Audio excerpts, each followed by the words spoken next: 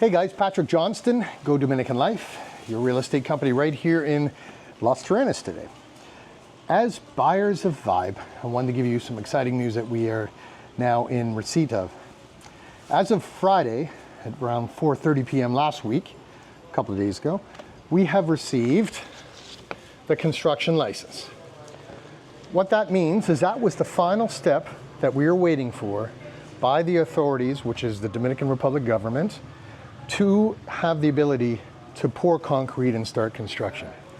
As of today, which is Monday, February the 3rd at 2 p.m., we will be starting actually tomorrow with all the pool rebar in phases 1 all the way through the first 8 villas.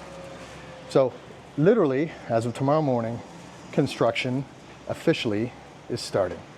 Now, over the next couple of days, let's say before Friday of this coming week, I will give you another video update, which will give you the, say, 90-day, 100-day time frame looking out so that you know, each of you know, when approximately the next installment for payment for construction will be. Naturally, we have to finish the ground level, which is the walls and the roof of phase 1 for the villas, and any of you individually, so that you can remit payment.